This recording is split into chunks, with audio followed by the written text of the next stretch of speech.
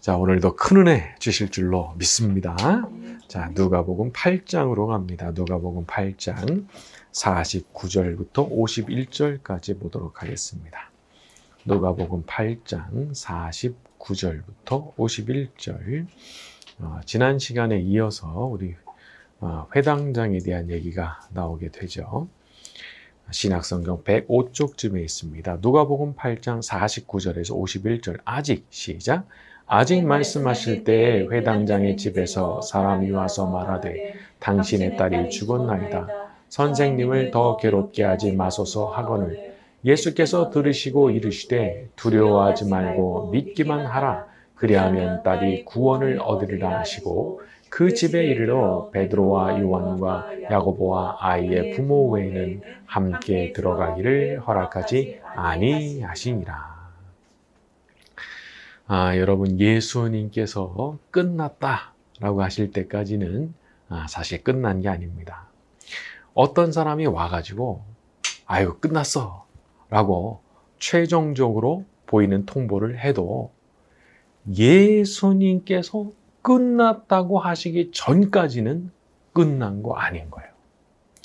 만약 49절에 나온 대로 당신 딸 이미 죽었으니까 선생님을 더 괴롭게 하지 마라. 이 말을 들었다면, 이 말을 받아들이고 수용했다면 이후에는 일어날 기적이 없는 거죠. 그러니까 말하자면 이 지점이 사실은 고비였던 거예요. 고비. 그 말을 받아들이면 그냥 끝장나는 거. 자, 하지만 예수님께서 하시는 말을 믿는 거죠. 50절에 두려워하지 말고 믿기만 하라. 너는 믿기만 해. 그 예수님 말씀이셨어요.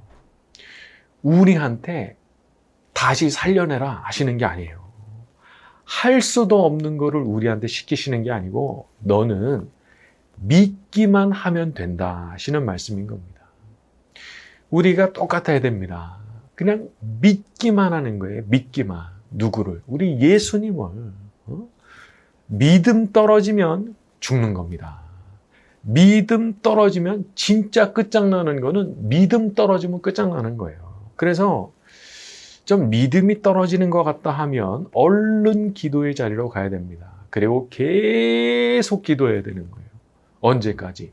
믿음이 다시 충만해질 때까지 기도하는 거죠. 기도는 자동차에 연료를 주입하는 것과 상당히 비슷한 측면이 있습니다. 믿음이 떨어졌습니까? 계속해서 기도를 통해서 믿음을 주입해 줘야 돼요. 그래야 믿음의 게이지가 올라가는 거거든요. 이 믿음이라고 하는 게 가만 보니까 이게 내가 가만히 있는다고 저절로 생기는 게 아니더라고요. 이 믿음이라는 것은 내 마음을 방치해 두면은 이거는 올라올 수가 없는 거더라고요. 그래서 우리가 믿음을 채우기 위해서 매일 치열하게 기도를 해야 되는 거죠. 특히 이렇게 어려운 일, 위험한 일, 어떤 위기의 상황이 오게 되면 꼭 기름 탱크에 못으로 이렇게 딱 구멍을 낸 것처럼 이 믿음이 막 줄줄줄 새요. 그래서 빠져나가는 믿음보다 채워 넣는 믿음이 압도적이지 않으면 이거 결국은 차가 멈출 수밖에 없는 거예요. 새 나가는 게 너무 많으니까. 하지만 반대로 우리는 이건 완전히 압도하는 거예요. 무섭게 기도하는 가운데 믿음이 막 채워져 가는 겁니다. 그러면 이제 희망이 있는 거예요. 믿음이 채워져 있으니까 자동차가 멈추지 않고 계속 달릴 수가 있는 거죠. 오늘 이 시간 우리가 기도할 때도 우리의 기도를 통해서 믿음의 탱크가 채워지는 역사가 일어나게 되기를 바랍니다. 자, 52절부터 56절로 갑니다. 모든 사람이 시작. 모든 사람이 아이를 위하여 울며 통곡하며 예수께서 이르시되 울지 말라 죽은 것이 아니라 잔다 하시니 그들이 죽은 것을 아는 거로 비웃더라. 예수께서 아이의 손을 잡고 불러 이르시되 아이야 일어나라 하시니 그 영이 돌아와 아이가 곧 일어나거늘 예수께서 먹을 것을 주라 명하시니 그 부모가 놀라는지라. 예수께서 경고하사 이 일을 아무에게도 말라 하시니라. 자, 믿음이 없는 사람들은요, 예수님께서 말씀하셔도 비웃습니다. 믿음이 없거든요. 그러니까 예수님이 말씀하셔도 비웃는 거예요. 아이고 뭐 어이가 없다 이런 반응 나오는 거예요. 하지만 곧 이어서 어떤 일이 일어났습니까? 54절에 아이의 손을 잡고 불러 이르시되 아이야 일어나라 말씀하시니까 55절에 그 영이 돌아왔다는 거예요. 다시 살아났다는 거예요. 그래서 예수님께서 명령하시면 죽었던 사람의 영도 돌아오는 겁니다. 하나님의 아들께서 명령하실 때 죽었던 사람의 영도 돌아오는 일이 일어나는 거예요. 그래서 요한복음 5장에 보게 되면은 아버지께서 죽은 자들을 일으켜 살리심 같이 아들도 자기가 원하는 자를 살리느니라 하시는 말씀이 있는 거예요. 그러니까 우리가 놓여 있는 상황과 처지가 마치 아이에게서 영이 떠난 것처럼 완전히 죽어 있는 것으로 보인다고 할지라도 주님께서 손을 잡으시고 일어나라 말씀하시면 일어나게 되는 줄로 믿습니다. 그러니까 우리는 기적을 믿는 사람인 거예요. 그래서 오늘도 우리가 성경의 기적이 다시 일어난다고 믿는 사람들이고 그런 믿음의 삶을 살아가고 있는 거죠. 자, 이제 우리 누가복음 9장 1절부터 6절로 갑니다. 예수께서 시작. 예수께서 12 제자를 불러 모으사 모든 귀신을 제어하며 권위를 주시고 하나님의 나라를 전파하며 앓는 자를 고치게 하려고 내보내시며 이르시되 여행을 위하여 아무것도 가지지 말라. 지팡이나 배낭이나 양식이나 돈이나 두 버릇을 가지지 말며 어느 집에 들어가든지 거기서 머물다가 거기서 떠나라. 누구든지 너희를 영접하지 아니하거든 그 성에서 떠날 때 너희 발에서 먼지를 떨어버려 그들에게 증거를 삼으라 하시니 제자들이 나가 각 마을에 두루다니며 곳곳에 복음을 전하며 병을 고치더라. 자, 예수님께서 12 제자에게 귀신을 제어하고 병을 고치는 능력과 권위를 주셨다고 했죠. 자, 우리가 가지게 되는 영적인 권위는 자기가 수행을 열심히 해가지고 얻게 되는 권위가 아닙니다. 오히려 모든 것이 부족한 우리지만 주님께서 우리에게 영적인 권위를 부여해 주실 때 그때 우리가 그 권위를 받게 되는 거예요. 이 당시에 가룟 유다를 한번 생각해 보세요. 이 당시에 가룟 유다는 멀쩡하게 12 제자 가운데 하나로서 똑같은 일을 수행했을 거예요. 귀신 쫓아내고 병 고치고 다 했겠죠. 그러니까 이런 걸 보면은 이렇게 능력이 나타나는 게 그 사람이 잘하고 말고에 사실은 달려있는 문제가 아니라 예수님께서 그것을 부여해 주시느냐 마느냐에 달려있는 문제라는 것을 알 수가 있는 거죠. 그러니까 가룟 유다 같은 인간이어도 그냥 예수님께서 권위를 부여하시니까 그걸 할 수 있었거든요. 우리는 아무것도 아닙니다. 우리 자신의 경건, 그게 뭐든지 간에 전혀 대단한 게 아니에요. 하나님은 아브라함의 돌들로도 아브라함의 자손을 만드실 수 있다 말씀하셨죠. 그러니까 나는 아무것도 아닌 거예요. 그러니까 주시는 분이 계실 뿐이고 그분 앞에 그냥 통로로서 쓰임받을 뿐인 거지 나 자신은 아무것도 아닌 겁니다. 그런데 우리의 기도도 마찬가지예요. 우리가 이렇게 모여서 간절하게 기도를 하지만은 우리 자신의 기도가 어떤 대단한 공로가 될 수는 없습니다. 다만 우리의 기도를 받아주시는 분, 들어주시는 분, 우리의 청원을 받고 은혜를 베풀어 주시는 분이 계시기 때문에 이 효력이 발생하는 거니까 말이죠. 여러분, 우리가 이거 잊지 말아야 됩니다. 오직 주님만 우리에게 나타나는 모든 능력과 권세의 주인이시라는 거. 그분이 주실 때 우리가 받게 되고요. 그분이 역사하실 때 우리에게도 능력이 나타나게 되는 거죠. 사도행전에 나오는 제자 아나니아를 생각해 보면은 다들 회심하기 전에 사도 바울을 무서워하고 피했잖아요. 그런데 주님께서 나타나셔서 아나니아야, 너 가서 그 사람한테 안수해서 눈 뜨게 해주고 성령 충만하게 만들어줘라 말씀하시니까 그냥 가요. 모두가 다 두려워서 만나지도 못하는 그 사람을 만나러 갑니다. 그리고 실제로 안수해서 눈에서 비늘 같은 게 벗겨지게 하고 성령 충만을 받게 해주죠. 그러니까 이게 정말 모범적 자세인 거죠. 자기의 뜻이 아니라 주님의 뜻을 받드는 거. 그러니까 우리의 꿈도 이래야 되는 거예요. 그 능력의 근원이신 주님의 뜻을 받드는 삶. 그래서 내가 오늘 하루를 살 때 주님께서 날 통해서 하시고 싶어 하시는 그 일을 이루어 드리는 삶. 그런 삶을 꿈꿔야 되는 거죠.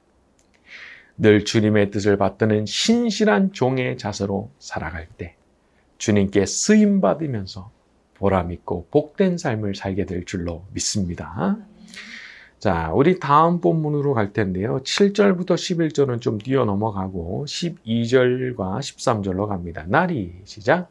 날이 저물어 가매 12사도가 나와 여짜오되 무리를 보내어 두루 마을과 촌으로 가서 유하며 먹을 것을 얻게 하소서. 우리가 여기는 빈들이니이다. 예수께서 이르시되 너희가 먹을 것을 주라 하시니 여짜오되 우리에게 떡 5개와 물고기 2마리밖에 없으니 이 모든 사람을 위하여 먹을 것을 사지 아니하고서는 할 수 없사옵나이다 하니. 자, 13절에 보니까 주님께서 너희가 먹을 것을 주라 말씀하셨어요. 너희가 먹을 걸 줘라. 이게 좀 이상한 겁니다. 아니 제자들이 돈이 있어요? 아니면은 빵 만드는 기술자예요. 그런데도 주님께서 말씀하시는 거예요. 너희가 주라고. 너희가 주라고. 주님께서는 이렇게 때때로 우리에게 도전을 주십니다. 해보라고. 어떻게 보면 말도 안 되는 건데, 아니 내가 줄 능력이 없는데, 내가 할 수 있는 여건도 안 되는데 네가 해보라고 하시는 거죠. 자, 그런데 우리 주님께서 우리한테 그렇게 때때로 도전을 주실 때는요, 다 생각이 있으신 거예요. 어떻게 하겠다, 어떤 방법으로 이루겠다는 생각을 다 갖고 계시는 채로 이런 도전을 주시는 거죠. 그래서 우리가 때때로 이렇게 큰 도전을 주시게 되면은 너무 빨리 말도 안 된다 그렇게 생각하지 말고 이게 정말 주님의 뜻인가를 잘 확인하는 작업이 필요한 거죠. 그래서 묻고 또 묻는 가운데 어떤 확신을 주신다고 하면은 더 이상 거부할래야 거부할 수 없는 어떤 종류의 감동을 주신다면 우리가 그것을 믿음으로 딱 받아들일 필요가 있는 거죠. 믿음으로. 자기 자신 보면은요, 믿음 안 생겨요. 주님을 바라볼 때 믿음 생기는 겁니다. 현대선교의 아버지라고 불리는 사람이 있는데 윌리엄 캐리라는 사람이에요. 인도 선교사였거든요. 근데 이 사람이 이력이 구두수선공이었어요. 구두수선공. 하지만 하나님께서 들어 쓰시니까 그냥 선교 역사에 아주 우뚝 선 큰 인물이 됐거든요. 그러니까 성경을 그 인도에 있는 그 부족들 말로 번역을 하고 학교도 세우고 당시에 막 인도에는 영아 살해 이런 거 너무 흔했대요. 그러니까 그런 걸 막는 거를 위해서 노력하고 너무 훌륭하게 사역을 감당했죠. 근데 이게 참 희한하게도 전혀 그런 걸 감당할 수 있을 것 같지가 않은 사람에게 일어난 거거든요. 아니 구두수선공한테 누가 그런 걸 기대합니까? 그런데 하나님께서 그거 하신다니까요. 그러니까 하나님께서 하시는 일은 참 예측이 안 되는 거예요. 무에서 유를 창조하시는 게 하나님의 능력이신 줄로 믿습니다. 그러니까 그런 일들이 우리 인생에도 일어나게 되기를 기대해야 되는 거죠. 자, 우리 14절부터 17절로 갑니다. 이는 시작. 이는 남자가 한 5,000명 되미러라. 제자들에게 이르시되 때를 지어 한 50명씩 앉히라 하시니 제자들이 이렇게 하여 다 앉힌 후 예수께서 떡 5개와 물고기 2마리를 가지사 하늘을 우러러 축사하시고 떼어 제자들에게 주어 무리에게 나누어 주게 하시니 먹고 다 배불렀더라. 금 남은 조각을 12바구니에 거두니라. 자, 주님께서 남자만 5,000명에 이르는 사람들을 먹이실 때 사용하신 식재료가 단지 떡 5개와 물고기 2마리입니다. 당시 제자들에게 있던 그거를 주님께서 그 작은 거를 사용을 하시는 거죠. 위대한 일을 이루시는 분은 주님이시지 우리가 아닙니다. 떡 5개와 물고기 그걸 드리는 일은 우리의 일이에요. 하지만 그것으로 5천 명을 먹이시는 능력을 베푸시는 분은 주님이신 겁니다. 그래서 우리는 우리가 해야 할 일 하면 되는 거예요. 우리가 해야 될 일. 내 인생이 비록 작은 것일지라도 그것이 떡 5개, 물고기 2마리에 불과해 보이는 그런 것일지라도 주님께서 그걸 받아주시면, 주님께서 그것을 사용해 주시면 우리의 작은 인생을 통해서도 주님께서 친히 크고 위대한 일을 이루어 주실 줄로 믿습니다. 자, 우리 18절부터 24절로 갑니다. 예수께서 시작. 예수께서 따로 기도하실 때 제자들이 주와 함께 있으니 물어 이르시되 무리가 나를 누구라고 하느냐? 대답하여 이르시되 요한이라 하고 대러는 엘리야라 더러는 옛 선지자 중 한 사람이 살아났다 하나이다. 예수께서 이르시되 너희는 나를 누구라 하느냐? 베드로가 대답하여 이르되 하나님의 그리스도시니이다 하니 경고하사 이 말을 아무에게도 이르지 말라 명하시고 이르시되 인자가 많은 고난을 받고 장로들과 대제사장들과 서기관들에게 버림받아 죽임을 당하고 제3일에 살아나야 하리라 하시고 또 무리에게 이르시되 아무든지 나를 따라오려거든 자기를 부인하고 날마다 제 십자가를 지고 나를 따를 것이니라. 누구든지 제 목숨을 구원하고자 하면 잃을 것이요 누구든지 나를 위하여 제 목숨을 잃으면 구원하리라. 예수님께서 제자들에게 바라신 것은 자기 십자가를 지고 주님을 따라오는 것이었습니다. 십자가를 지고 따라오는 것. 십자가가 무슨 의미인가요? 당시로서는 너 십자가에 매달려 죽어라. 이게 보통 욕설이 아닌 거예요. 이건 진짜 싸움 나는 욕설이거든요. 근데 그런 무서운 형틀을 지고 오라는 거예요. 그것도 날마다 지고 나를 따라오라고 하시는 거예요. 근데 여기에 묘한 역설이 있는 겁니다. 사람이 죽을 준비를 하고 언제든지 자기 십자가 지고 가다가 거기 매달려서 죽을 준비를 아예 하고 살면 삶에 대한 태도가 달라지게 되는 거죠. 이전까지는 온통 그냥 내 삶을 어떻게 살 건가 그냥 여기에 빠져서 살았는데 이제는 언제든지 높으신 하나님 뜻이 주어지면 내가 십자가 위에서 나의 목숨을 드리겠다. 그 마음을 딱 먹고 사는데 이 마음의 자세 자체가 이 삶에 대한 자세를 완전히 달라지게 만들거든요. 돌이켜보면 내 인생을 무슨 보물 받들듯이 그렇게 받들고 살 때는 오히려 몸과 마음에 참 괴로움이 많더라고요. 작은 파도에도 얼마나 출렁출렁대고 막 배가 뒤집힐 것 같고 근데 내 인생을 주님께 완전히 드린 것으로 언제든지 십자가 위에서 죽어야 한다면 제가 죽겠습니다.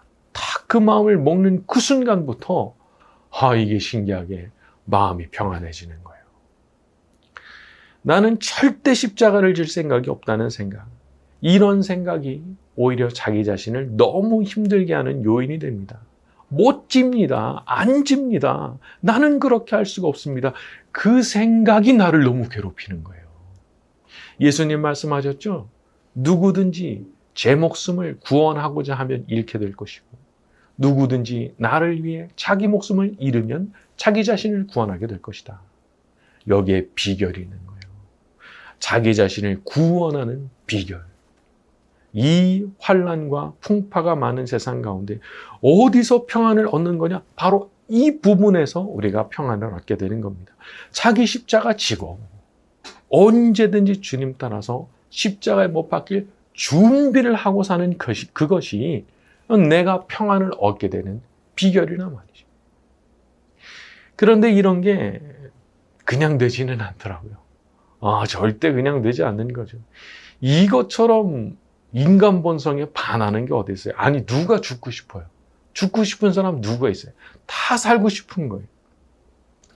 그런 얘기 있더라고요. 물에 빠진 사람처럼 무서운 사람이 없다는 거예요. 살기 위해서 막 몸부림치는 그 순간 괴력이 나오기 때문에 구조하러 간 사람에 붙잡혀서 같이 죽는다는 거예요. 그 사람의 본성이 그런 거예요. 살고 싶은 거예요. 그래서 우리가 이렇게 기도하는 겁니다. 정기적으로 교회 나와서 늘 기도하면서 주님과의 깊은 교제를 가지는 그 사람만이 확신과 믿음을 가지게 되고, 확신과 믿음을 가진 그 사람만이 스스로 십자가를 지겠다라고 결심할 수 있기 때문이죠. 십자가는 겉으로 보면 고통스러운 거지만 안으로 들어가 보면 거기에 평안이 있고 거기에 자유가 있는 거죠. 기꺼이 자기 자신을 부인하고 예수님을 따라서 십자가를 지려는 마음을 먹는 모든 이들에게 주님께서 한량없는 은혜와 축복으로 함께 해주실 줄 믿습니다.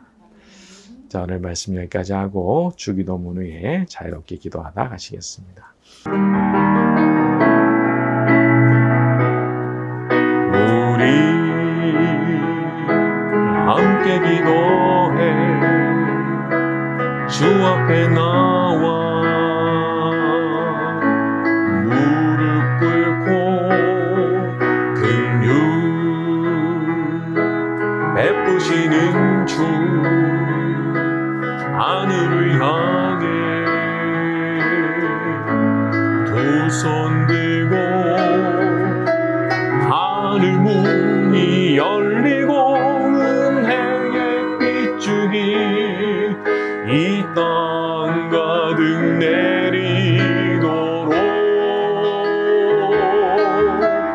마침내 주 오셔서 의의 빗줄기 우리 위에 부시도록. 우리 함께 기도해. 우리 함께 기도해. 주 앞에 나와 무릎 꿇고 긍휼 베푸시는 주 하늘을 향해 두 손 들고 하늘 문이 열리고 은혜의 빗줄기 이 땅 가득 내리도록 마침내 주 오셔서 의의 빗줄기 우리 위에 부시도록. 한 번 더 갑니다. 우리 함께 기도해. 우리 함께 기도해. 주 앞에 나와 무릎 꿇고 긍휼 베푸시는 주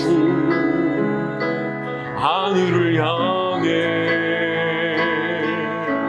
두 손 들고 하늘 문이 열리고 은혜의 빗줄기 이 땅 가득 내리도록 마침내 주 오셔서 의의 빗줄기 우리 위에 부시도록. 하늘 문이 열리고 하늘 문이 열리고 은혜의 빗줄기 이 땅 가득 내리도록 마침내 주 오셔서 의의 빗줄기